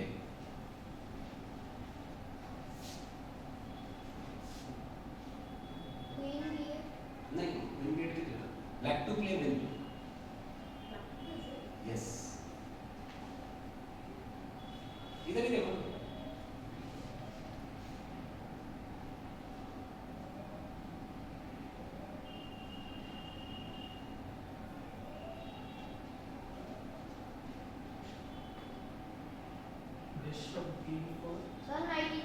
yes correct. देखो ये जो हाथी है कैसा है, अपना फॉर्मूला नंबर 5, सपोर्ट अनसपोर्ट। हाथी को सपोर्ट है क्या? नहीं, मारो। आप बिशप से भी मार सकते हैं, you can take with the knight also, तो टेक नाइट इनटू मारा तो क्या होगा, NC2 चेक भी है आपके पास, बिशप है ना G6, मारो नाइट इनटू B4। हाँ मारो ना, नाइट इनटू B4, हाँ यस करेक्ट। अभी पॉन से मारा तो रुक करके हो गया, लॉस्ट हो गया, रुक ना, ठीक है, दिस इज लॉस्ट। आपका हाथी चलेगा नहीं, वो हाथी, ये हाथी जो है ना, ही इज वेरी पावरफुल। वो जो हाथी था जब पॉन उसका ब्लॉक कर रहा था वो वीक था, जब पॉन नहीं है तब उसका पावर बढ़ गया। चलो हम पीछे जाते हैं। So we are here, bishop पीछे और एक चाल पीछे और एक पीछे, यस तो ठीक है। तो यहाँ पे भी कास्परोव को करेक्ट डिसीजन लेना चाहिए। तो उसमें क्या किया उसने, जैसे क्रिकेट में देखते हैं ना, कोई गुगली डालता है, कोई स्पिन करता है, तो हमारे चेस में भी ये सब है। तो व्हाट ही डिड, फॉर्मूलाज उसने मिक्स किया, पहले मार दिया कॉन्टेक्स्ट में, ये थोड़ा ब्रेक करके खेला, and now point two point, चला वाइट टू प्ले।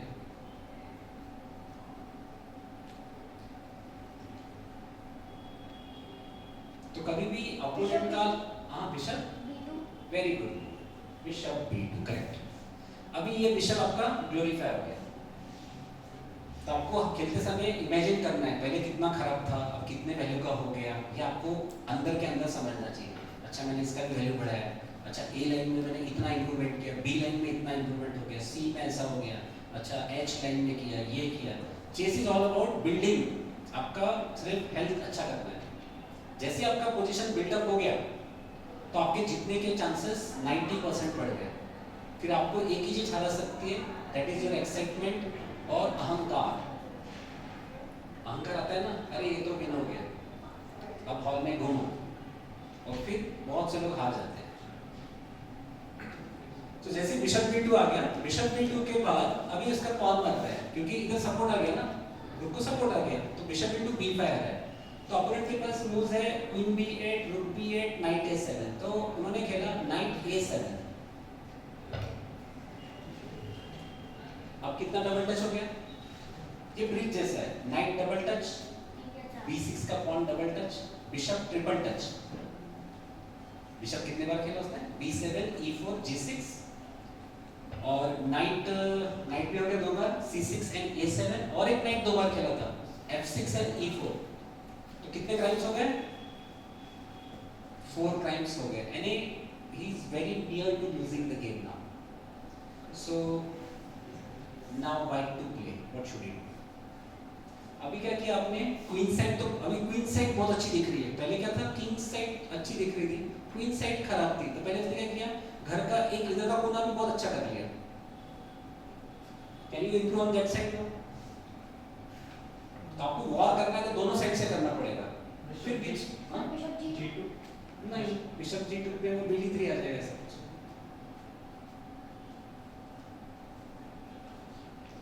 अभी देखो ये हाथी आपका थोड़ा बेटर हो गया, A2 तक, A3 तक सपोर्ट है, C1 तक आ सकता है।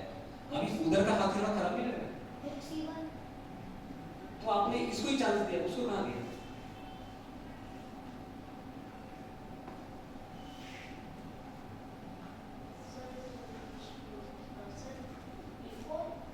हाँ A4 फिर से डबल टच, कितने बार करेगा, नाइट B3 डबल टच, अभी A3 पहले खेले और A4 फिर डबल टच कर रहा है। और कुछ सोचा ना उस तरफ, किंग साइड तरफ?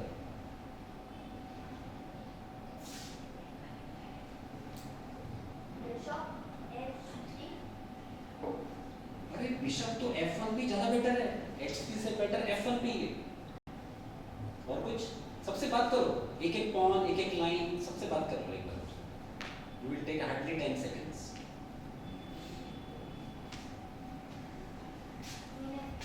हाँ? अरे क्वीन D1 भी बेटर है, F3 से बेटर D1 पे है। अब कौन बचा? और कुछ देखो बात करके। आपका मैंने इनडायरेक्टली बताया H1 का हाथी वीक है, तो कैन यू डू समथिंग? हाँ क्यों नहीं, अब हाथी थोड़ा फ्लेक्सिबल नहीं हो गया, तो खेलो H4।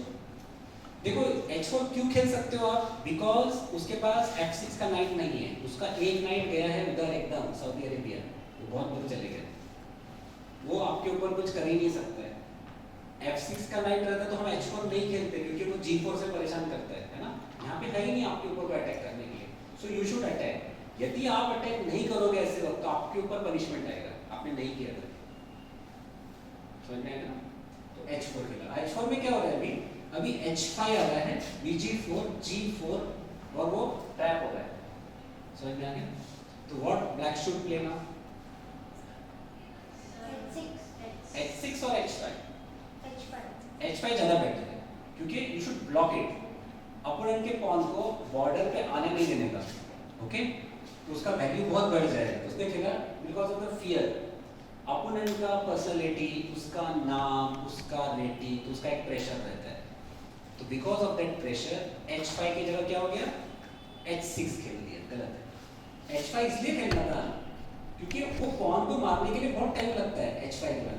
नहीं, अभी ब्लैक, सपोज अभी ब्लैक का मुंह है, तो ब्लैक क्या खेलेगा?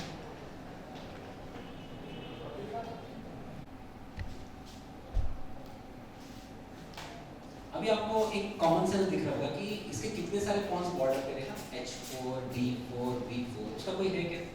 एक पॉन B5 पे है, वो भी कैसा, तो भी परेशान है बिशप की वजह से, बिकॉज बिशप उसने F1 पे मेंटेन किया क्लेवरली, क्योंकि उसको पता है कि मेरे राजा पे अटैक ही नहीं आ रहा है। तो व्हाइट ने क्या करना चाहिए? अब सपोज व्हाइट ने एक मूव किया BG2, करके देखो BG2, ये मिस्टेक है। जैसे आप BG2 खेलोगे, अब क्या होने वाला है मालूम है आपको?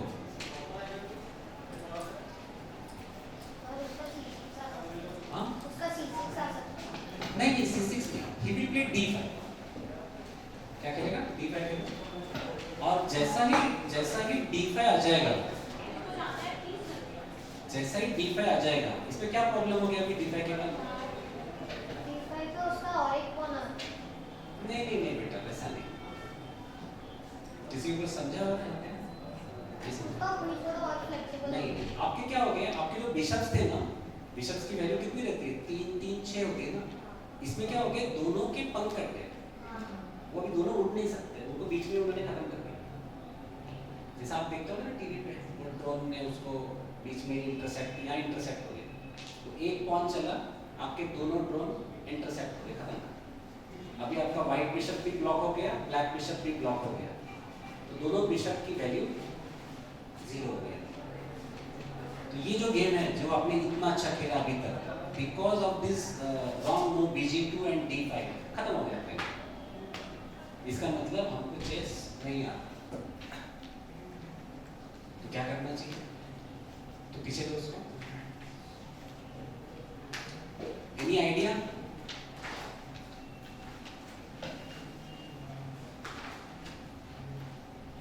तो हमारे इधर स्कूल्स में इतना डीपली चेस को नहीं लिया जाता, पर बहुत सारी कंट्रीज में 50-60 ऐसी कंट्री की उनको बहुत ही रिलीजियसली पढ़ाते हैं, बेसिक सेंस, और वही लाइफ में काम में आते हैं। तो अपने दोनों बिशप को यदि एक्टिवेट रखना है, तो यहाँ पे एक ही चाल है, and that is donate the pawn. जब आपको पता है कि मेरा पॉन रहने के बाद भी वो मेरे लिए टनल्सन बन रहा है, so why to keep such person, उसको डोनेट कर दिया D5। अभी होता है क्या, because of this donation, that is a shock for the opponent, तो अनएक्सपेक्टेड शॉक, तो वो साइकोलॉजिकली कोप नहीं कर पाते, तो फ्रस्ट्रेशन में ही कैप्चर्स। कैप्चर करने से क्या होता है, उसका जो सेंटर जो आर्मी है उसकी, वो पूरी क्या होती है, डिस्टर्ब रहती है।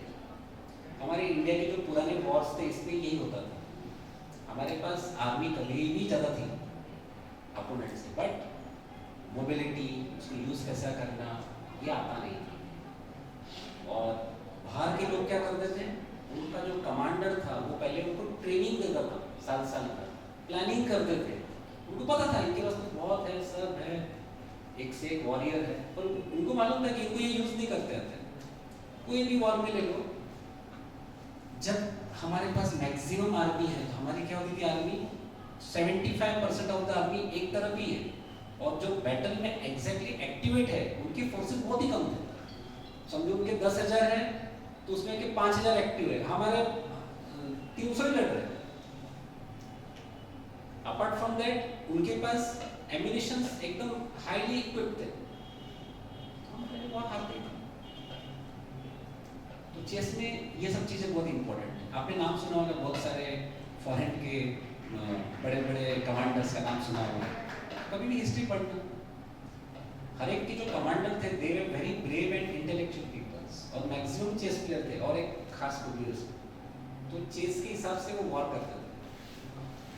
आर्मी कम ज़्यादा का फर्क नहीं पड़ता है, किस आर्मी को किधर साइकोलॉजिकली उनको किधर भेजना है, वो टाइमिंग कितना लगना है, उनको वहाँ पहुँचने में कितना टाइम लगेगा, और तब क्या घोड़े ही थे ना, बाकी तो कुछ ऐसा था नहीं कि पकड़ेंगे, तब तक तो वो निकल जाते थे। तो यहाँ पे क्या किया, D5 डोनेशन से क्या हो गया, ये बिशप का का जो वैल्यू है b2, जो ब्लॉक करने के बाद उसका वैल्यू 1 पॉइंट का हो रहा था, अभी देने की वजह से इस बिशप का वैल्यू इज ऑलमोस्ट 4 पॉइंट्स, और दूसरा जो बिशप है उसका वैल्यू वो भी ऑलमोस्ट 4 पॉइंट्स हो गए, बिकॉज यू डोनेटेड, और चाल भी आपने छीन लिया क्योंकि उसको एक पॉन मारना पड़ा, खुद का पॉन स्ट्रक्चर खराब हो गया। अब जैसे ही दिस पॉन लुक्स अनसपोर्टेड, तो हमने क्या करना चाहिए, सीधा colour and make your move very easy.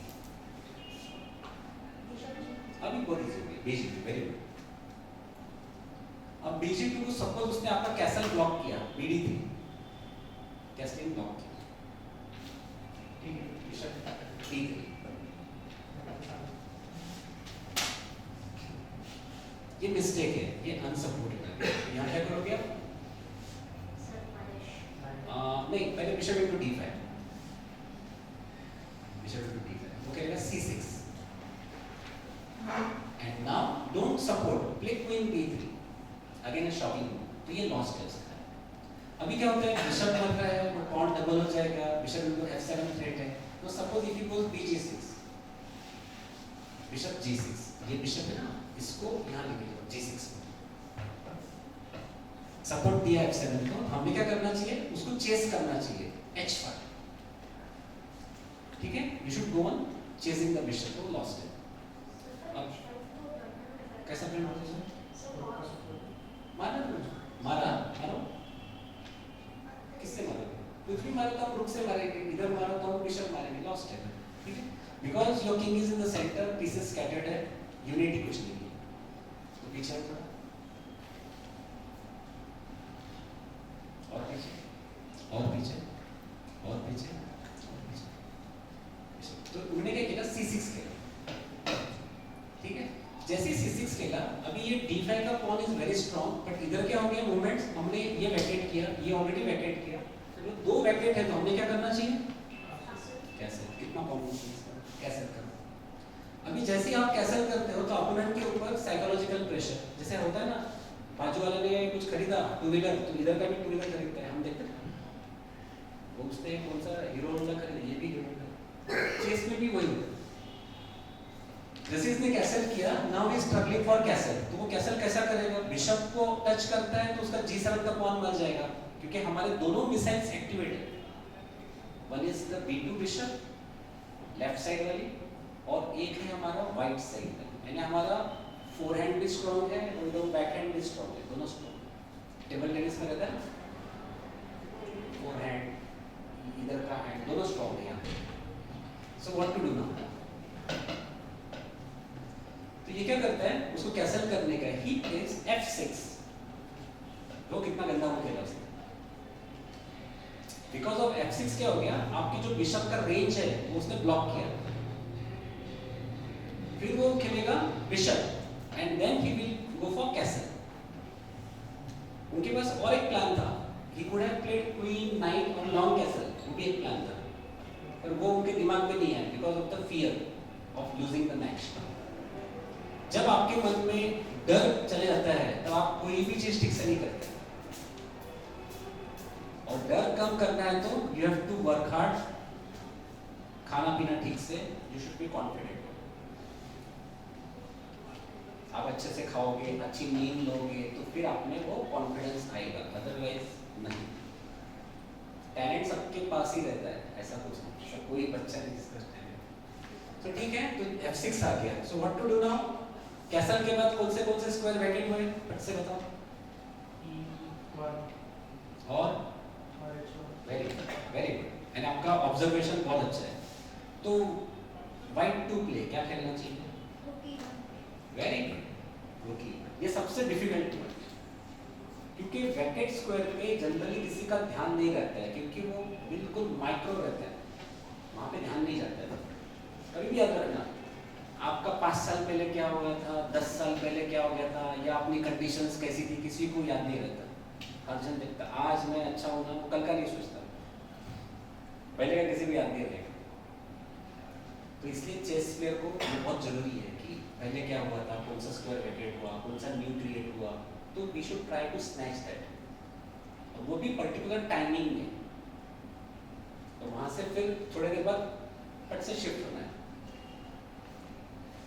सो रुकी one, very good. Now he plays bishop e7। इसका आइडिया क्या है बिशप e7 का? हाँ यस, उसको कैसे करना है। तो हमने रूक e1 से अभी हमें क्या करना चाहिए, which formula we should use, मैंने बहुत सारे फार्मूलाज बताए हैं। हाँ, we should take a break. Yes, तो देखो हमने स्क्वायर कब दिया था अपोनेंट को, वो नंबर 5-6 में दिया था, उसने 94 खेला था ना, और कितने साल बाद हमने उसको रिकैप्चर किया।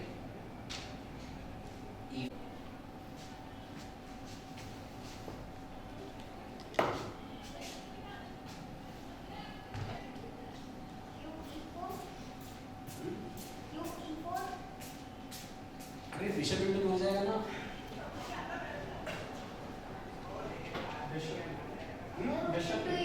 हाँ मार सकते हैं, पर कुछ मीनिंग नहीं, वेरी साइंटिफिक क्या रहेगा। देखो अपोनेंट के घर में कौन काम कर रहा है, उसके इतने सारे पीसेस में, 2 हाथी, night, bishop, who is working, working कौन है? हाँ, बिशप इज वर्किंग, क्योंकि उसने वो डायगोनल क्रॉस किया राइट। तो हमको किसको निकालना है फिर उसके घर में से, हु इज द पॉइजनस, तो कैसे निकालेंगे उसको?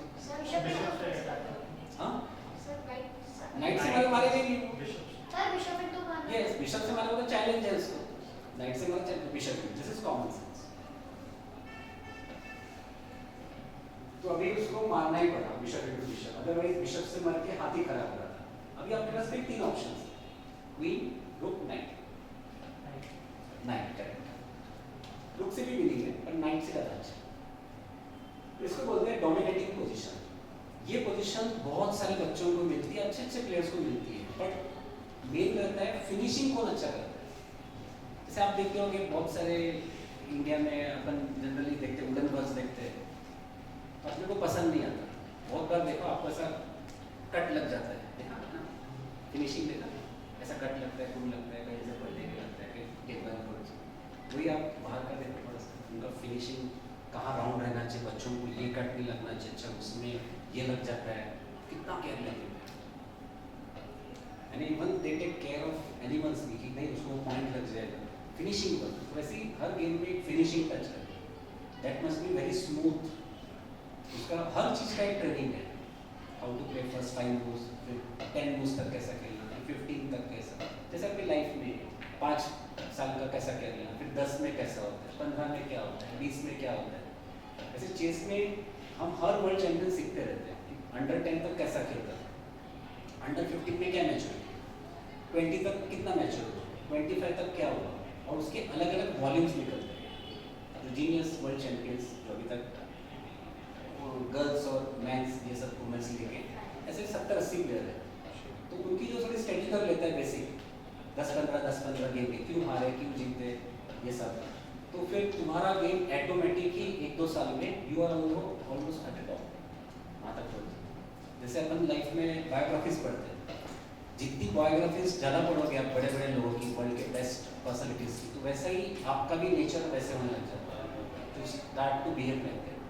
वो कितने बजे उठते, हम कितने बजे उठते, उनका हार्डवर्क कैसा, हमारा हार्डवर्क कैसा, हम कंपेयर करते हैं। फिर उसमें का हमने 10% भी किया, तो हमारी लाइफ में एकदम लोगों को सोचता है बाप रे कितना बड़ा आदमी बन गया, वाह वाह वाह, तारीफ होने लग जाती है। एक्चुअली खुद पता रहता है इतना कुछ अपने किया नहीं, अपने से 10% भी यूज़ किया था। तो यहाँ पे याद रखना एक चीज़ कि अपने को अभी बहुत सारा स्ट्रगल है। यहाँ पे क्या होता है, हम एक्साइट हो जाते हैं और हॉल में हमारा बॉडी रिलैक्स कर देते हैं। द मोमेंट यू रिलैक्स अच्छा है, बट ओवर रिलैक्स हो तो आपका पॉइंट जा सकता है, क्योंकि ये क्रिटिकल टाइम है। यहाँ पे एक भी मिस्टेक हुई क्या होगा, ब्लैक बाउंस बैक कर देगा, और जैसे ही वो बाउंस बैक करेगा फिर आपको बुरा लगेगा, क्योंकि लेट समझ में आता है अरे वो खेल देना था, वहाँ पे तो लॉस ही था उसका, यहाँ तो खत्म ही था, and that type of things आपके दिमाग में आती है। So here your finishing must be too good. अभी जैसा ही ये नाइट से मारा तो इन्होंने खेला नाइट C8, नाइट C8। ये शायद 1981 का गेम है। White is Kasparov and black is Ulf Andersson, ये जर्मनी। तो यहाँ पे याद रखना ये स्क्वायर A7 इज वैकेट, तो जब तक क्वीन यहाँ पे है, ये पीछे का अटैक है, ये इधर ब्लैक लाइन एंड ये फ्रंट लाइन, यहाँ पे ध्यान देना। तो हमने इसको टारगेट करना चाहिए। D7 के पॉन को। तो कैसा टारगेट करेंगे? Yes, route A D1, correct. तो चलो वॉर में आपके सारे पीसेस आ गए, इवन B2 का बिशप भी अच्छा काम कर रहा है, डायगोनल आपके हाथ में सब है। उन्होंने खेला रूक A7, उसको डिफेंड किया, ठीक है।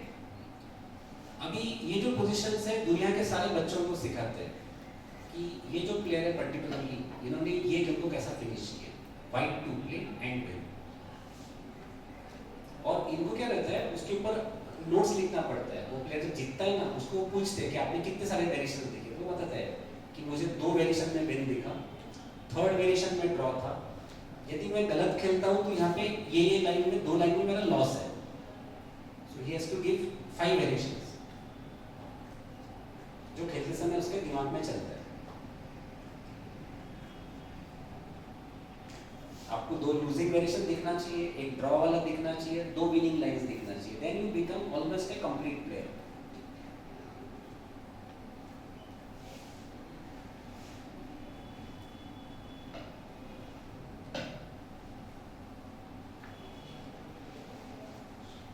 Should I give them break? No need. आपको ब्रेक लेना है, खाना पीना खाना है कुछ? अच्छा, खाना वाना है किसी को? हाँ, नहीं खाना है? ठीक है, आप 10 मिनट का ब्रेक लें, ठीक है? We'll start after 10 minutes.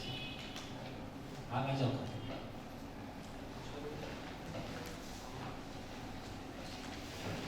आपको तो जरूरत नहीं है।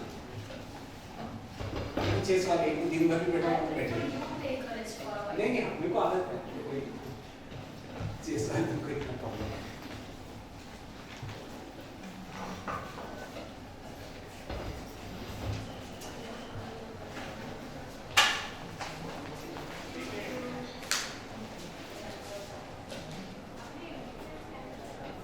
Should I continue?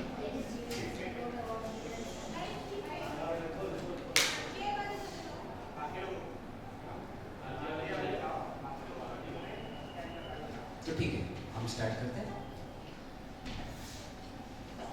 White to play should win. Sir, rated how much? Not made. You have to just Wait. you make his position such that he can't play only. He has to reserve. G6. Yes, you can give queen J6 check. Yes, because आपने सब कुछ ला दिया है, attack भी कर दिया, you can win. But यहाँ पे क्या है? हाँ, यहाँ पे और एक है। क्या रहता है? Your knight looks very good. ठीक है ना? बॉर्डर पे है, बहुत अच्छा है। पर होता क्या है? अच्छा है कि काम नहीं चलता है। वो क्या कर रहे हैं? दूसरों को परेशान कर रहे हैं। वो खुद बहुत अच्छा है। चेस में ये बहुत यहाँ फंस जाते हैं बच्चे। वो आदमी बहुत अच्छा है, तो हम क्या करते हैं? उसके ऊपर इतना दाव लगाते हैं कि बाकी लोगों का जो एफर्ट रहता है भूल जाते हैं। तो कास्पर ने क्या किया? Knight is very good but he is creating trouble for his own pieces, that's why he is not that good as a. जो हमको बहुत अच्छा लगता है नॉर्मल प्लेयर को, बड़े प्लेयर को खराब लगता है, दूसरे लोगों के बीच बीच में आ रहा है। तो ये पोजीशन में राजा के पास कितने बॉडीगार्ड्स हैं? कितने? 3 बॉडीगार्ड्स। उसमें के 2 ज्यादा अच्छे हैं, वो कौन से हैं? G7 एंड F6, ये 2 उसके मेन बॉडीगार्ड्स हैं। ओके, तो हमने क्या करना चाहिए? राजा को जो गार्ड कर रहे हैं, जो उसको बॉडीगार्ड बोलते हैं, तो उसमें हमको उसको डिस्ट्रॉय करना है। We should destroy that. Yes, knight into F6, correct. तो इसके लिए आपको ऐसा डेयरिंग नहीं लगता है, आपको समझना चाहिए कि राजा का बॉडीगार्ड जो रहता है ना, उसका वैल्यू तुम्हारे नाइट के इतना ही रहता है। समझ में आ गया? हम क्या सोचते हैं? छोटा सा तो पॉन है, हम दिखने से वी गेट डिसीव्ड, अरे छोटा सा तो है, हम डिसीव हो जाते हैं। नहीं, राजा का bodyguard is equal to your knight. समझ में आ गया? और 2 मिले बॉडीगार्ड तो बहुत ही अच्छा, 1 मिला तो भी अच्छा, पर 2 मिला तो और ही अच्छा। Yes, that's very good. So the session at 2 o'clock over your. हाँ, तो वी विल फिनिश। अच्छा 2, हाँ आपका 2 तक है। तो चलो, तो अभी उसके 2 ऑप्शंस है, pawn into and bishop into. Suppose bishop से मारा, ओके, तो क्या करेंगे?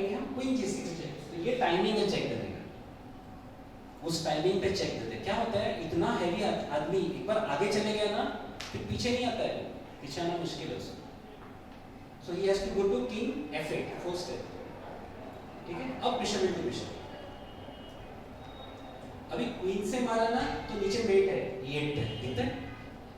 दो रास्तों से मेट है, क्योंकि रुक से भी मेट कर सकते हैं, नीचे भी मेट कर सकते हाँ, क्वीन से मारा तो मेट है, तो कौन से मारना फर्स्ट है। अभी ये पजल है, white to play and win हैं। In one. One.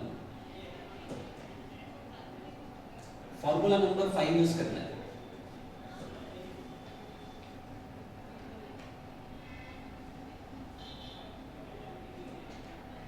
Formula number 5,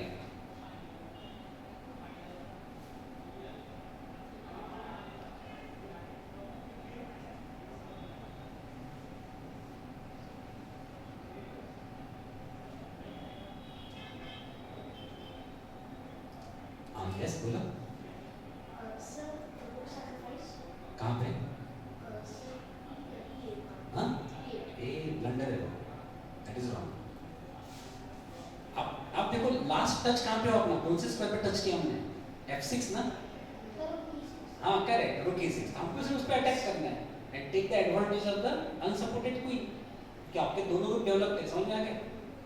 formula number 5 बोला मैंने, सपोर्ट अनसपोर्ट खत्म हो गया ना, रुक E6 फिनिश। अभी वो बचता ही नहीं है, क्योंकि उसके आर्मी में कोऑर्डिनेशन नहीं है, पीसेस बहुत है कोऑर्डिनेशन नहीं है, सब स्कैटर्ड है, समझ में आया।